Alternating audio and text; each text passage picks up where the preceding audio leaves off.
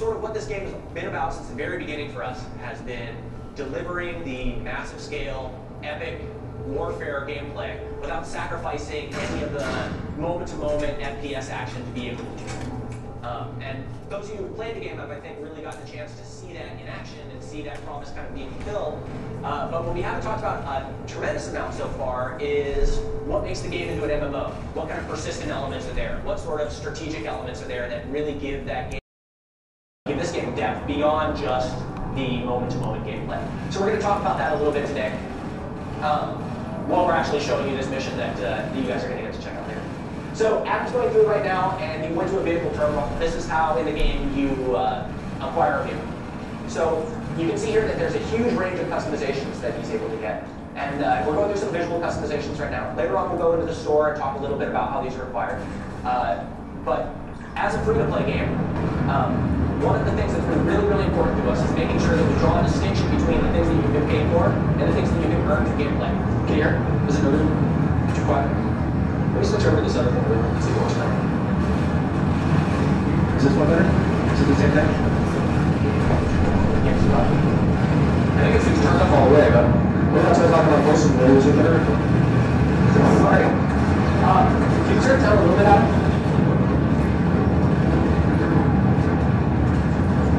So this is what I say when we need to practice. Alright, thanks. So hopefully this is a little bit better. Any of this stuff that you feel like you didn't get exactly what I was talking about, feel free to grab me later when we're doing the demo back in our offices, and I'll talk about any of this stuff more in depth with you. So what Adam was showing a little bit earlier was some of the cosmetic customizations that are there, but we also have lots of gameplay customizations that are available. So one of the keys for us is making sure that all of our gameplay customizations are balanced against one another. So while you could get a flamethrower for the tank or a flat cannon for the tank, none of them are particularly more strong or less strong than other things. They're just kind of allow for different personalization of your playstyle. And that's really key to us because we want to maintain a really strong competitive landscape. We're not just an FPS that's all about having thousands of players on the server at once. We're an FPS that's really about having a truly competitive experience with thousands of players on the server at the same time. So while there's a huge amount of growth that characters can go through, there's a tremendous amount of things that they can unlock. None of them, he's got a Homer in here, like a zero Homer, which is pretty funny. There's a tremendous amount of stuff that you can unlock. None of it really gives you this huge power advantage like you see in a lot of other MMOs, where a level 60 character can walk up to a level 1 character and sneeze on them and they die.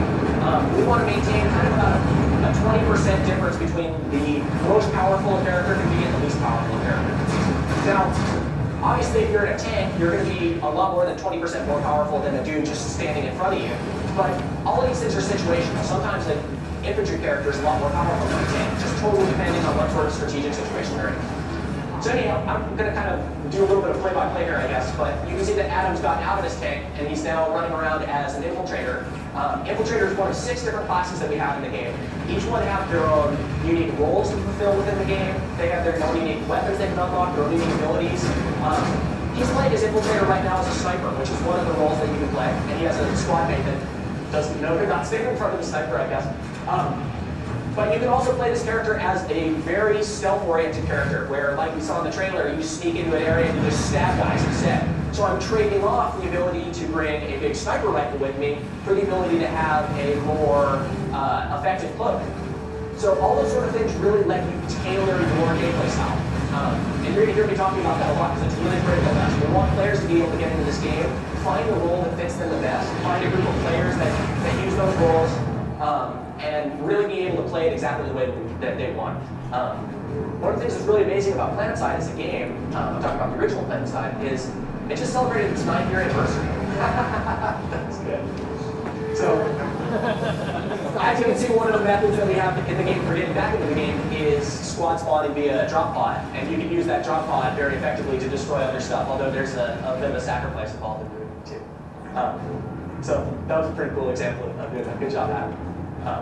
Finally, you did awesome, Adam. Perfect. So here we have, okay, he's going through his character loadouts. So similar to vehicles like you saw earlier today, there's a large amount of cosmetics that are available in here. But there's also things like different kinds of personal shields that you can swap out. And these are going to give you things like maybe a stronger shield that lasts less time. Or maybe a shield that's really good against explosive damage if you're trying to play as an anti-tank character, but not very good against large caliber bullets, so a sniper's going to be able to get right through that shield really quickly. All these sort of things just allow players to completely decide what's important to them at any given moment. You see here a lot of these weapons still have placeholder icons. We haven't gone through and created all the final icons for these yet, but we do have all the different sorts of certifications for them, all the ways that you can actually customize them. So one of the really neat things about weapons is each one of your characters, each one of your classes, starts off with a default weapon. So, for instance, he has this particular sniper rifle as his default for the NC. But he can get all sorts of different side-grade weapons that not only unlock new gameplay types, maybe it's a bolt-action one that does more damage, but it's bolt-action, so you have to reload it every time you fire it. But that weapon also comes with its own certification tree. So all these different add-ons that you're seeing for those weapons, so different scopes, different utility attachments, all of those are unlocked just by gaining experience, earning certification points, and putting them in there. So each time you get a new weapon, you have a huge amount of additional character growth that you've unlocked too. That really lets us have that long-term, players are able to play the game and constantly have things that they're working for. They never feel like they're capped out. And that was one of the things on Planetside Live that we learned. A lot of the things that we've done with Planetside 2 came from learnings on Planetside Live, is players played a lot, and they eventually got to the point where they didn't have anything new to strive for except for just the conquest gameplay of capturing bases and stuff. We wanted to make it so that you always have relevant character advancement that you could be doing alongside that gameplay too. So new weapons come out in the game. You unlock a new, I want a rapid-fire silence carbine rifle. I can get that, and now I get all sorts of different attachments. So that's really interesting. One of the things that we're doing with side-grade weapons too is, for instance, that carbine rifle that I just mentioned.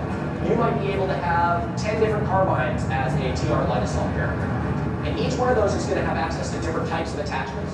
So they won't all have access to everything. Some might have access to more, but they trade that off, that versatility that they have with different attachments, for maybe having less damage or a lower total amount of ammo. Oh man. But all of those trade-offs are completely up to the player. And I think that's something that's really key to us, is allowing players to just make sure that they have just tons and tons of options and tons of breadth of gameplay that they can go through. So I guess Adam's getting an airplane now. Adam has his own meme amongst the Planetside community for not being able to fly airplanes, so we'll see how well this goes. They actually call it clagging up when he crashes airplanes. So. Yeah, you can see at nighttime too, this is one of the really, I think, huge aspects of Planetside, is not only do we have a massive open world, but we have a completely persistent world too. So time of day actually matters a lot. As time of day progresses and it's nighttime, things like night vision are really important. Things like headlights on your vehicle are really important, because you're not going to be able to drive outside of these base areas where it's dark if you don't have that. So it really does affect gameplay, and it makes you decide what sort of things you want to have unlocked, what sort of items you need for any given tactical situation. And each time you come to this base, it's going to be a little bit different. It's not always going to be fighting it the same way, because sometimes the sun might be behind that base, and approaching it from a certain angle isn't going to work very well, because there's going to be too much glare. Those sort of world-related things, and we have a lot more of them.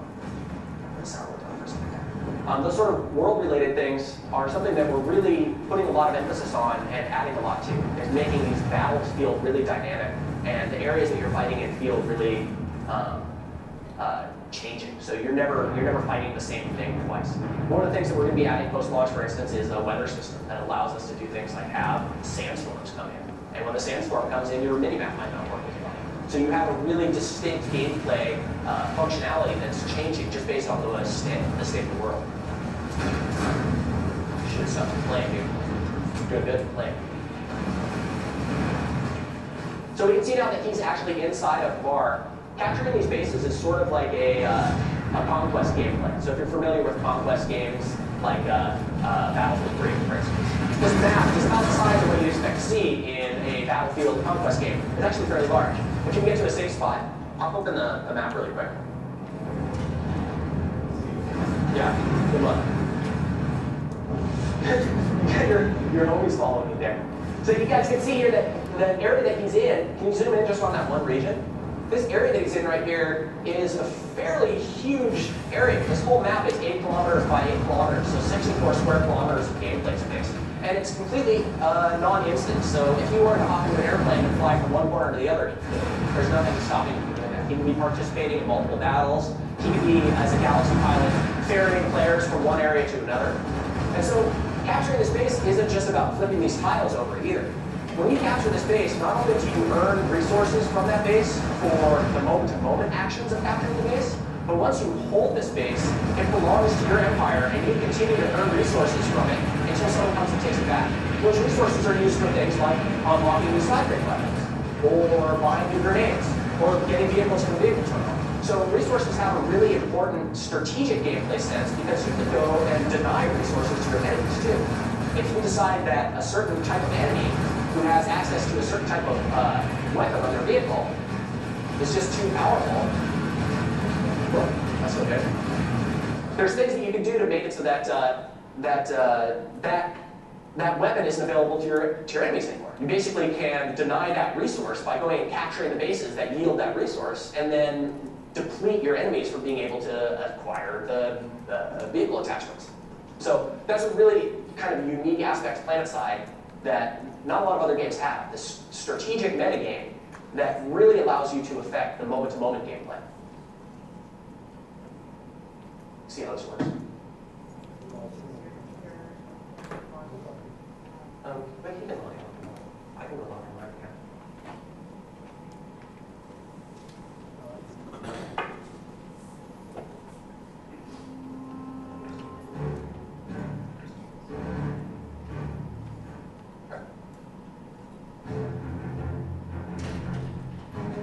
Look at that, it was nothing. See, it's back. So, what was I talking about? Thank you. So, that strategic ability really works well when you start having organized groups of players. And to me, the thing that always has been amazing about Planetside as a game is, I mean, yeah, you have thousands of players that are fighting at once, you have these massive kind of persistent maps, and that stuff is all really, really awesome. But the coolest thing about Planetside, in my opinion, is the fact that hundreds of players can coordinate with each other in these massive, epic battles. No other games really deliver on that sort of gameplay. There's a few that do a pretty good job of it. I think EVE Online is an amazing example of hundreds of players being able to coordinate in massive battles. It's not exactly an action game in the same sense that Planetside is, though. So you end up having a truly action-based game like this with that back end that allows for hundreds of players to do it, and it's an experience that you can't get anywhere else in gaming. It's really unique, and honestly, once you play it one time, it's really difficult for you to go back to playing a kind of arena-based shooter game. I love a lot of different shooters. I love arena-based games too. But once you have this kind of game with the amount of breadth and depth that is in here, and the kind of camaraderie that happens when you're playing with the same group of 50, 100 players every night for weeks and weeks on end, and you're playing against the same enemies over and over again too, those sort of things really make playing an FPS game feel more three-dimensional. It really feels like you're playing with tactics that are, what's going on with those dudes? Just getting in, I guess. So those sort of aspects really make it feel like you're playing a game that has a little bit more depth to it. Right? You end up having these shared experiences with the same groups of people, and you understand what different outfits, specialties are. When you see an outfit coming flying overhead and they have their specially customized galaxies flying overhead, you get a really good idea of, hey, you know what, we have some really awesome logistical players that are here. I've played with these guys before, they know where to land the galaxies, I know that this next base fight is going to go well, because some guys that I really trust and they know what they're doing are going to be there to help me out. That kind of feeling, honestly, until you experience it, it's kind of hard to describe. But once you do, it makes it so that these types of games, and you ask anybody who played the original Planetside, it becomes something that they want to play over and over again. And that's why 9 years later, there's still a huge Planetside community that, honestly, there hasn't been another game that scratched that itch for them in the last 10 years. So with Planetside 2, we're really hoping to be able to bring that experience to modern FPS gamers.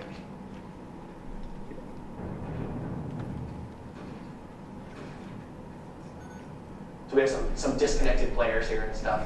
And we're kind of in the growing pains of expanding our beta out. So you guys got to kind of give us a break.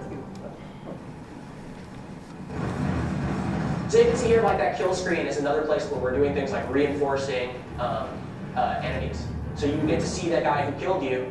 You'll know if that guy's killed you 10 times in the last 6 months. You'll be able to tell that that dude is an enemy that you've faced multiple times over a long period of time. So it's not just, oh, that same sniper killed me 2 times that last match. I really hate that guy. It's really building these longer, stronger connections with not only allies, but with enemies too. And of course, you can see all the characters' customizations, what sort of specially customized armor and weapons they use, and it really helps you learn the game to be able to see your different allies and what sort of, or the multiple enemies that were attacking you, what sort of weapons they use. Maybe you know that you went to a bad spot because you saw that they were assisted by 5 other people, so you know that, oh, I walked into a giant army of guys, I should probably not go back in that direction. So Adam's going through here now and he's checking out some of the different gameplay customizations. Again, all of these are going to be unlocked via certifications in the game. So this vehicle that you get, you'll get it by default, and everybody's going to have access to it. We're a free-to-play game, but we're not doing any sort of, you have to be a member to drive vehicles. We don't have any mechanics like that. From the get-go, as a free player, you're going to have access to every vehicle in the game, every class in the game. There's nothing that's going to limit you from being able to play any of those things. And then if you want to, you can just spend your own gaming time unlocking these different certifications to be able to get different weapons on the top of it, different drivetrains for the vehicle. All that stuff comes from gameplay, and nothing that affects gameplay, absolutely nothing that affects gameplay at all, is something that you can buy. The whole idea of pay to win as a kind of pejorative term for free-to-play games is something that we're really, really trying to avoid. So things like new weapons you can always unlock through gameplay. A lot of those weapons you could get with Station Cash, which is our in-game proprietary currency. But because none of them are actual upgrades to each other, you're never really buying an advantage. You're just unlocking a different playstyle by using Station Cash to get those. And things that actually do give you power, like a grenade, makes me stronger than I was without a grenade. It's just a straight-up power add. You can't use Station Cash to buy that type of thing at all. Those are purely in-game resources to be able to unlock. The kind of things that will be exclusive to Station Cash. In fact, Adam, maybe you can pop open the store really quick and we can take a look at some of the stuff that's in there. If you can find a safe spot in there. So he has most of the stuff unlocked in here, but you can kind of get an idea for how the store is laid out, and how you can see the different types of things that are available. So I go into infantry customizations. So these are things like different armor attachments. These are cosmetic things like horns for my helmet or some cool little doohickeys that I can put on the side of my armor. These things are all purely cosmetic. They don't give any sort of gameplay advantage whatsoever. So these are the type of things that people will be buying exclusively for Station Cash. But if you go into infantry equipment, or infantry weapons, excuse me, sorry. So here's all these different weapons that he has access to. And he can go through it and unlock any of these that he wants to, purely using resources in the game, or if he wants to get them quicker, he can use Station Cash.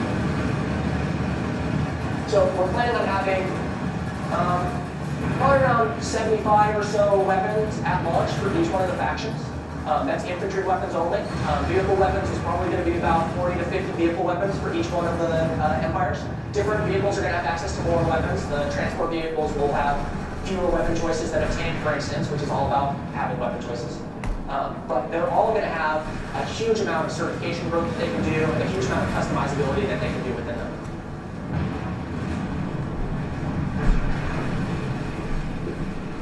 So this particular base, I was saying, is captured sort of in a conquest manner. So each one of these points that you can see on the map, there's the point F in front of them. You have to kind of assault that point and capture it, and then you begin earning tickets towards it. So right now, Adam's Empire isn't doing very well. They're TR, so they never really do very well. And they have no points captured, or I guess they have point B captured, and that's it. But the NC, which is clearly the best faction, has 4 points captured, so they're doing a very good job of defending the space. We also have the Bonu Sovereignty attacking at the same time, our third faction. I don't have much to say about them because I think they're really slimy, but maybe Terrell can talk about them a little bit later. But each one of the factions has their own sort of unique feeling in terms of what type of weapons they have access to, their vehicles that they have access to. certain ones are all about. These guys can't feel it. The NC, for instance, are all about hitting hard. They move a little bit slower, but they can survive in fights a little bit longer. Their weapons are largely experimental. They use like Gauss rifles, so railguns, magnetic stuff, that sort of stuff. Their theme is all about sort of being an insurgent faction. They're the rebel faction on the continent. The Terra Republic, which Adam's playing right now, is the most militaristic of the factions. They're very much the organized government force. Their weapons are very sophisticated, modern-themed assault rifles. And for the most part, their weapons are built around putting the most lead down a hallway as fast as possible. And their tanks are sort of the most maneuverable, their vehicles are the fastest. So they're all about agility and basically being able to get into situations really quickly and kind of be able to get out of them really fast too, because they lose a lot. And then you have the Mondo Sovereignty, which is our third faction. They're the ones that are based on alien technology. So they use a lot of energy weapons, plasma weapons. Their tanks are hover tanks, so they can strafe, whereas the other ones can't. Each one of these sort of fit into each other and kind of create a paper, rock, scissors balance, where some of them are really strong at air vehicle gameplay, and some of them are really strong inherently at ground vehicle gameplay. So the way you fight against different empires, depending on which empire you are, is totally different. Now, we have all those side grades too, so although my TR soldier might start with a sniper rifle that does a little bit less damage than the NC's sniper rifle starts out fast, his is a semi-automatic. And through side grades, he can grow into basically being very similar to the NC, but never quite as distinct in terms of the most damage per shot as the NC can. So side grades allow you to sort of make it so that you can play on the team that your friends are playing on without having to play exactly in that faction's playstyle, but you're never going to be able to get to the extremes that each one of the factions can get to in terms of maneuverability or damage or fire rate or accuracy, those sort of things. I'm kind of curious, how many of you were at E3 and actually got to play the game at E3? It's about half. So, for those of you who haven't yet and haven't really gotten a chance to play it yet, I think you can kind of see just by watching that, this game feels and plays very much like a modern AAA shooter game. As I mentioned right at the beginning, one of the things that was really important to us was not sacrificing any of these. Was not sacrificing any of the moment-to-moment gameplay to be able to have a massive combat gameplay. So that's something that's been a huge undertaking for us, is being able to deliver these gigantic, enormous battles.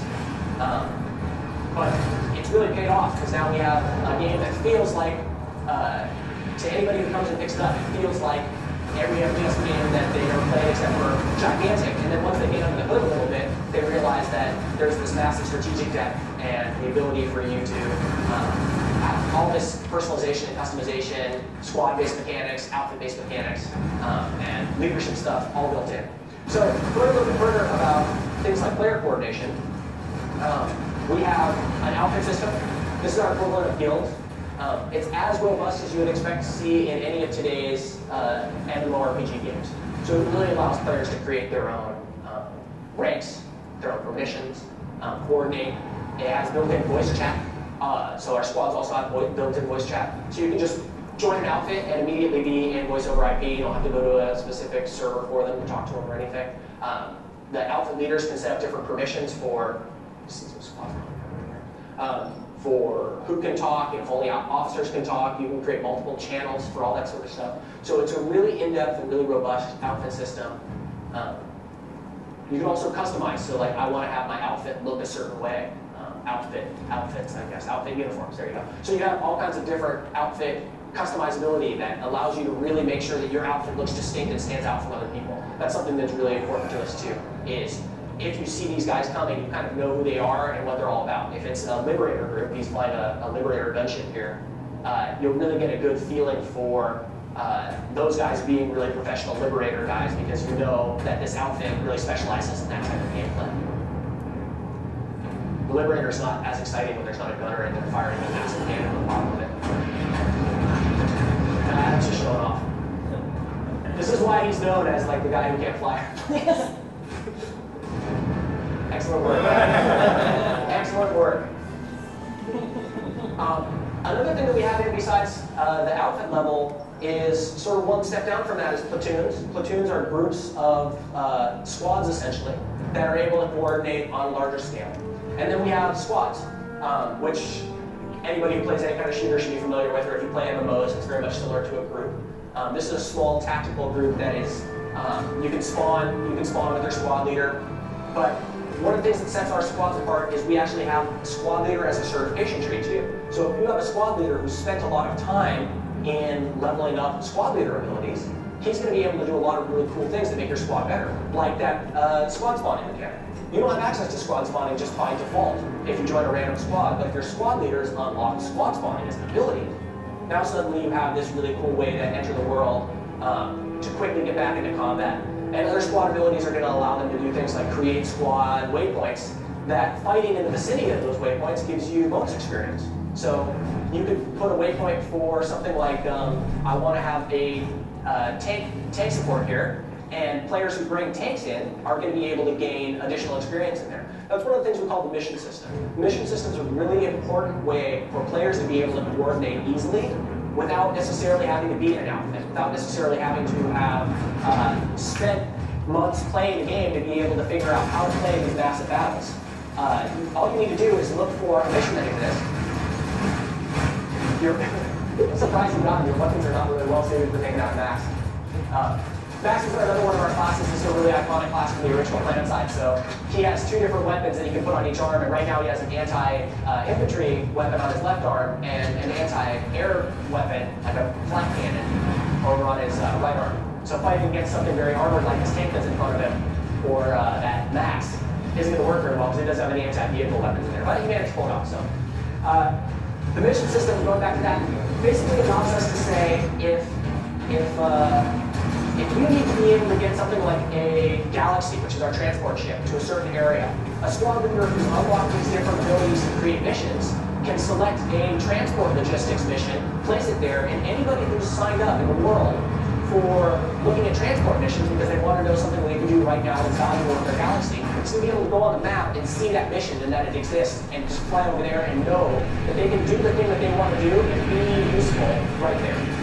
It's a really kind of seamless, easy way for commanders who are sort of the more invested, strategic thinking players to be able to rally the forces that maybe just jumping in and just want to have a kick-ass FPS experience with 1,000 other players and might not necessarily want to do all the work involved in learning how to coordinate and all that sort of stuff. So to us, that's the way to get the guys who are sort of more casual FPS players really ramped up and involved in playing the larger scale war games like this in Planetside 2. Nice.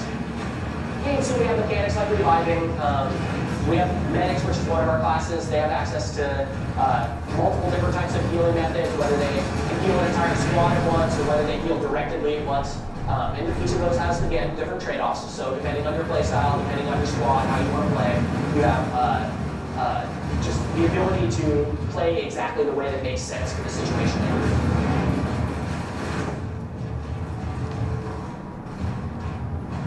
You guys are really getting... So you need to get some anti-vehicle weapons on here, dude.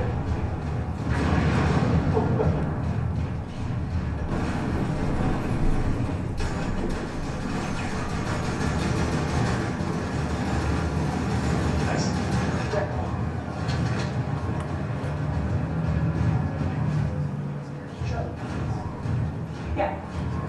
Yeah. So Ty just mentioned to talk a little bit about some of the differences between these bases. We have three different main facility types in the game at launch. This one that we're fighting in right now is called the tech facility. We have one called Biolab, which we can show you guys a little bit later. And we also have the amp station, which is the one that we showed primarily in E3. Each one of these is really unique in the way that they play because of the size of the superstructure and how the little bases are arranged around it. But each one of these in the world is actually completely unique too. So one amp station in the world plays completely differently than another one. They'll have different capture points. They'll have different, they'll be spread out different ways. Some of them will be really tight in terms of how many capture points there are and how close together they are. Some of them will be really sparse, so they support vehicle gameplay much more. Some of them have a lot more indoor space, so the capture points are largely indoor, so infantry is really important. Some of them might have capture points that are up on the roof, so aircraft are really important to be able to capture. Again, this is all going back to us creating just a huge variety of different types of gameplay situations for people to go through. And we found in Planetside 1, again, going back to some of the things that we learned from that game, is certain outfits and certain players would be really, really good at fighting in certain areas. They wanted to fight in certain places because they were really familiar with the terrain there, and they were able to hold off battles in certain types of facilities better than others. Certain factions were just naturally suited at doing indoor fighting, versus other factions that were naturally suited at doing outdoor fighting. So, depending on how characters progress through the map and started capturing stuff, there could be a shift based on which empire is being they're getting slaughtered. Based on which empire is fighting at which facility. But we really wanted to carry that forward in Planetside 2 also, and make sure that we had just a huge, yeah. So having a fast time to kill is another thing that's really important for some of the more modern style FPS games. You can see when you get lots and lots of players there at once, it's you can get into it. Well, you had a nice healing buddy there. Kept reviving you. Typically speaking, that wouldn't happen. But yeah, so each one of these bases, every time you go through and fight it, it's going to feel like a completely different experience. It's never going to feel like, oh, I'm going to go fight it in an air station again. They're really going to be unique. Now, Indar is one of 3 continents that we're aiming for having right now, where we haven't really shown anything from the other continents yet. We've been showing Indar primarily, but the other ones are in progress, and we're still planning on having them in at launch. So the idea is not only one gigantic 64 square kilometer continent that can support 2,000 players, but 3. And each one of those has access to different types of bases, different layouts. They're going to have different strategic kind of gameplay just based on things like weather, how foggy it is in one of them versus the other. Might make it so that, I should have stood there. Is going to make it so that flying aircraft is a lot more viable on Indar or Esamir than it is on, say, Amrish, which might be a little more foggy one. And again, all this is just to make it so that as you're fighting in different areas, it feels better.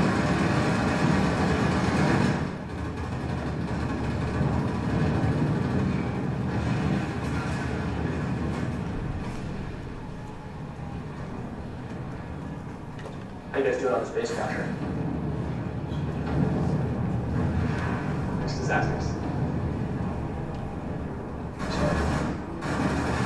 So the thing that makes all this possible, and I know a lot of you guys have heard us talk about it a little bit, is we've spent a huge amount of time and effort making a new engine for this game specifically that we call Planetside. This has been a game that has sort of been dreamt about, talked about, honestly, ever since the original Planetside came out. This is a game that we've been wanting to make for a long time, but it hasn't been until we made Torchlight that we had technology that really matched our ambition for what this game needed to be. We didn't want to sacrifice any of the FPS mechanics. We didn't want to make it feel like a compromised FPS game in order to make it be massive. And so a couple years ago, we started working on this new engine called Torchlight that let us create all of the different sorts of FPS, graphical bells and whistles, and at the same time be able to support thousands of players, be able to have these massive, massive battles, but not have to sacrifice the look of the game, or the pacing of the game, the latency, all those different things that are really, really hard to do in a massive game.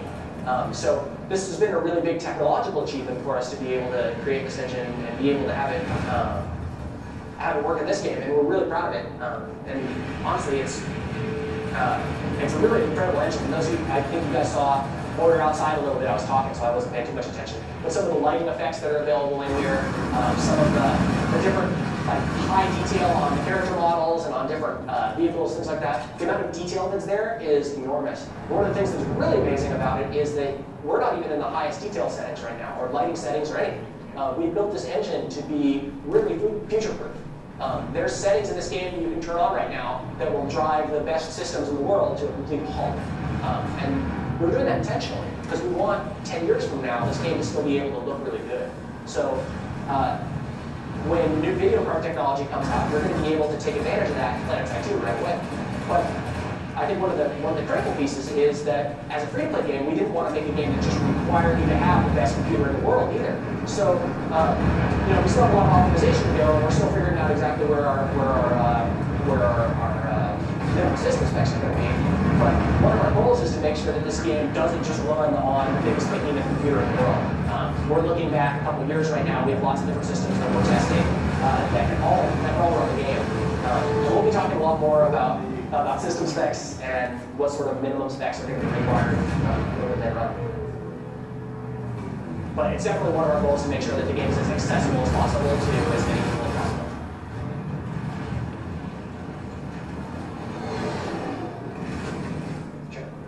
So as Adam's running around here and he's capturing lots of objectives and killing lots of players and getting himself killed at the same time, in real time, all of this stuff is going to essentially like a leaderboard system. So we have what we call the wall of data, which tracks information about everything that happens in the game, every kill that happens in the game, every friend request that you get, and all that stuff we're going to be externalizing to people so that you can actually build your own web apps, you can build your own iPad apps, you can basically build any kind of tools that you want for your outfit or for your website to be able to show off different types of statistics. If you wanted to be able to have your own special view of leaderboards over the last hour, you're going to be able to build that using our wall of data service. And Adam, actually, can you pop into the profile screen really quick? Look at that. So a lot of these things are go to leaderboard or go to stats. So you can see here that a lot of this stuff is already sort of in the game too. Adam's got a new character, so he hasn't gotten a huge amount of kills over time. But you can kind of imagine if you were playing for a year, you'd be able to see things like, I want to know what my kill-death ratio was in August. You'd be able to see that right there visualized in the graph. You can see what kind of guys you're killing, what sort of dudes are getting kills on you. So if you go to my deaths, you'll see that Adam's been killed quite a bit by his own empire. It's about 1/3 of his kills were on his own empire. Up there. Dare you. How dare you.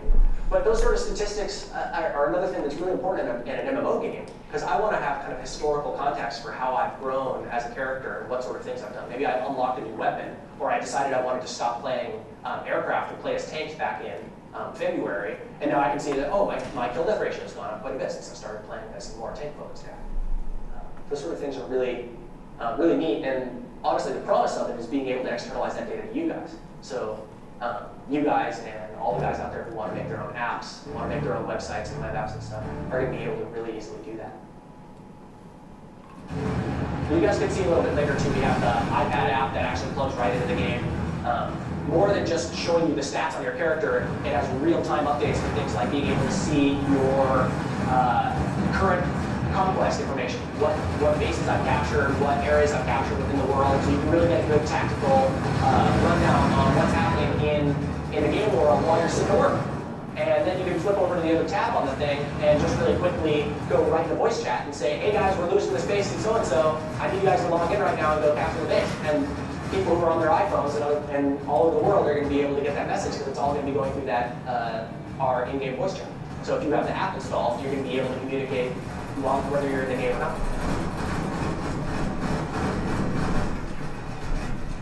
So all this stuff, and we can show you guys a little bit later when we get back to the office. But it's really exciting, and we really feel like this is kind of a new frontier for online gaming, is this sort of connectivity and the ability for us to create these tools that allow players to connect in the way that they want to. Not necessarily in the way that we give them. If they want to connect however they want, we're trying to open it up to give them that accessibility to do that.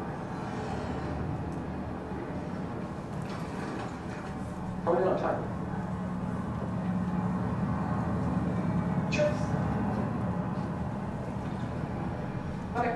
So Adam, you want to pop into a vehicle and kind of do a fly through here really quick, and then we'll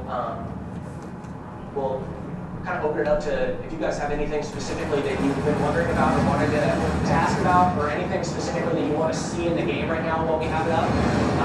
Again, when we get back to the office, I can show you guys any of the stuff that you want to see there too. But if there's anything that you wanted to see that was piquing your curiosity, or anything that you didn't hear me, yeah, now's the time. So, any requests? Yeah, those with cameras, if you want certain angles or anything, let us know. Yeah. Laser weapons. Laser weapons, sure. So we were looking a little bit earlier, you might have seen some of them. When you were fighting against some bonded characters, they were firing quite a few laser weapons. All the bonded weapons are all energy weapons. So they have a variety of either kind of more laser-focused weapons or plastic-focused weapons, depending on whether we want it to be like a fast projectile or a slow projectile. But yeah, when we get back to the office, we'll have you play as a bonded character so you can actually field those energy weapons yourself. Anything else? All right, so Adam, do you want to do a quick tour through Indar really quick, just kind of loop around, and we'll take a look. Yeah, without crashing. Do your best. And we'll see how it looks. You can see inside the cockpit here we have the cockpit in 3D is actually giving you all the information. You can look around in 3D too. You can also tell just from this angle, like the amount of draw distance there is. If you were looking off, like look off to the left again, dude. Like if there was a battle happening over at that biolab, you would be able to be seeing that entire battle as it's happening from the air here. So all the tracers firing, all the vehicles getting destroyed. You really get an amazing sense of the scale of the warfare that's happening in the game from the air, this perspective, which is really cool. Can you warp the flying time too?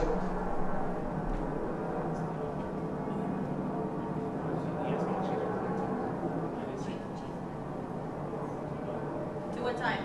No, just do flying time warp, like 1500. No, space warp. Space warp, dude. Space.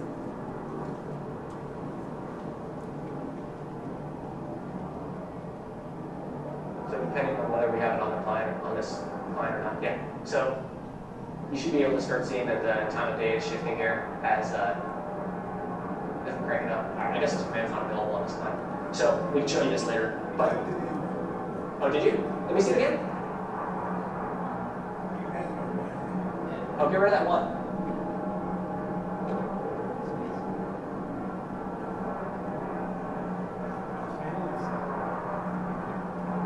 Yeah. That's not really wrong. All right, like go down to like the desert area too, or go down to canyons.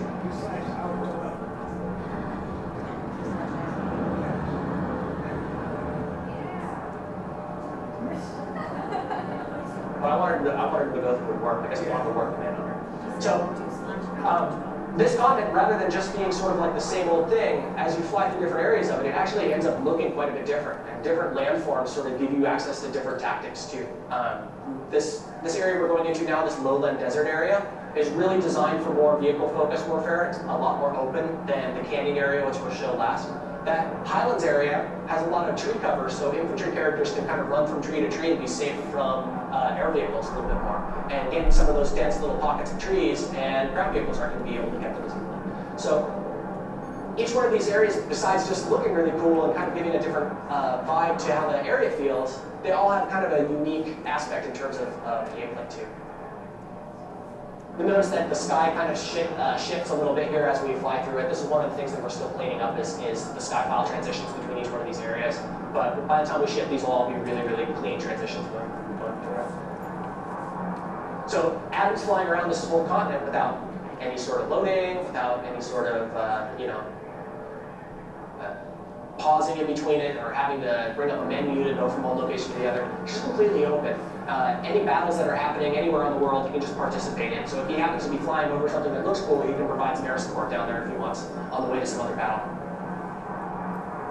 And the other thing, like these maps, as enormous as they are, these are really handcrafted too. We spend a lot of time making sure that every square inch of these is someplace that really supports combat well and feels like a place where it's been thought out rather than just like a height map that's there with some objects placed on top of it.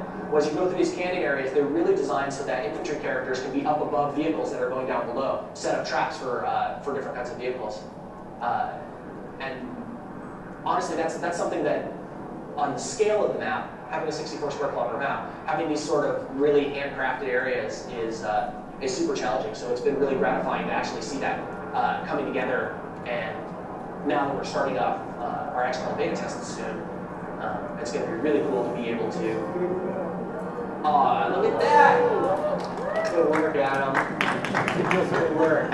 You're reversing the trend. So you know, now we're going to start getting players in here and really starting to saturate this map with lots of players and fighting in lots of different areas. We're really looking forward to the data we're going to get from which areas are fun and which areas are going to be, you know, changes that we're going to make to different terrain based on that. So it's really cool getting to see it all come together. So yeah, that's a quick tour around this particular comet. Again, using the very, very fastest vehicle in the game. So this is the fastest way that you can get from one place to another. If you're on foot, the tour takes a lot longer and it's really, really boring. So, depending on how many guys there are to shoot in between, it can be kind of dull. But it looks good the whole way.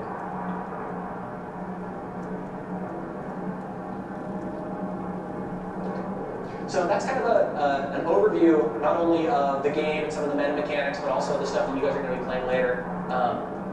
Like we were talking about, you guys are going to have a chance to chat with us about whatever questions you have about the game or anything that we didn't cover, anything that you feel like you wanted to get a little bit more information about once we get into back to our offices. But yeah, hopefully you guys enjoyed it. Sorry about the crash that happened there in the middle. That was kind of a bummer. But you know, this is beta, so that's what it is. No song and dancing team. This is actually our beta server. We don't have like a strong, like a specific demo thing that we created and made sure that it was perfect for it. This is it. This is the game. So. On